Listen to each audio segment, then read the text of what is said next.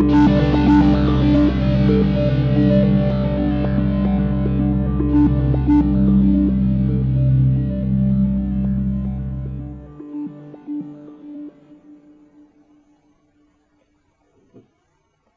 brain, the most complex organ in your body, the seat of who we are, what we are, the container for our thoughts and our memories.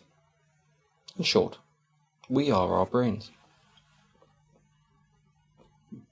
Our brains are built from many parts that perform different functions. Deep in the centre of the brain is the brainstem. This is the oldest part of the brain and has also been called the reptilian brain. It controls many essential functions such as breathing and heart rate or blood pressure. It's whether we feel hungry or thirsty. It's also the seat of our most fundamental emotions: happiness or sadness, fear and love or hate. They all seem to reside in the brainstem. Sitting atop the brainstem is the thalamus. This is like an older version of our brain, which now acts as a gateway to the higher cortical regions.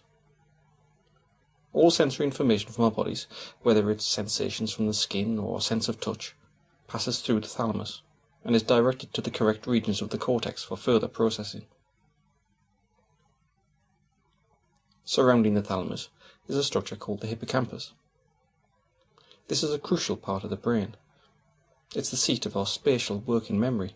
It lets us remember where we put those keys, or how to get back home from work or school. This region has even been shown to be bigger in London cabbies after doing the knowledge. The folded outer surface of the brain is called the cerebral cortex. Although it all looks the same, it's actually divided into different lobes that perform very different roles. The occipital lobe contains the visual cortex, and so is concerned mainly with vision. The parietal lobe is concerned with processing sensory information and integrating it with the visual information from the occipital lobe. The temporal lobe is the centre for memory and learning. It contains the hippocampus and a number of other regions that are required for us to recognise different objects, faces, sounds and environments. The frontal lobe is probably the most important part of the brain for defining us as who we are. It's where our higher emotions and personality reside, as well as language and social behaviour, lots of the things that we think of as being human. It's our decision-making centre and contains the motor cortex, which controls voluntary movement.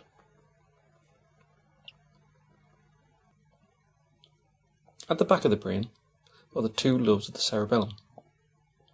This region of the brain is a coordinating centre for movement, allowing us to move multiple sets of muscles in a coordinated fashion so that we can walk and talk, pick things up and put things down.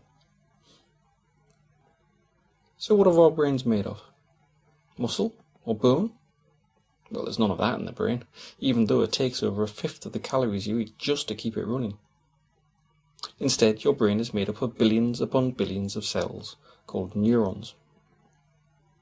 These cells are very specialised, with long extensions through which they talk to each other and form large and complex networks. These networks are the basis of how the brain does what it does. The processes are of two basic types. Dendrites receive incoming information from other neurons. Signals pass through the cell body or soma, where, if sufficient information is received, a signal is passed to the other neurons via the axon. This is happening in billions of neurons across the brain, 24 hours a day, 7 days a week. It's happening right now while you're watching this. So how do neurons talk to each other? Neurons are usually seen to use electrical signals to communicate. However, the act of passing the signal from one neuron to another is actually a chemical process. This happens at structures called synapses. These are formed from the terminal of an axon and a swelling on the dendrite called a spine. Electrical signals from the axon pass to the dendrite via a chemical messenger called a neurotransmitter.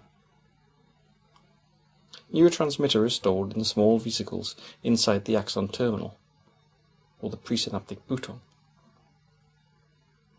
When a signal arrives down the axon, one or more of these vesicles joins with the outer membrane of the bouton, and releases its contents into a small gap between the axon and dendrite. This is the synaptic cleft. On the other side of the synaptic cleft are receptor molecules to which the transmitter binds in much the same way as a key fits into a lock.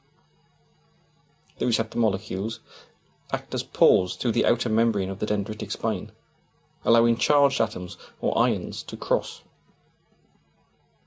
This entry of charged ions into the spine recreates the signal that was sent from the previous neuron, and in this way information can be passed from one neuron to the next and around the neuronal network.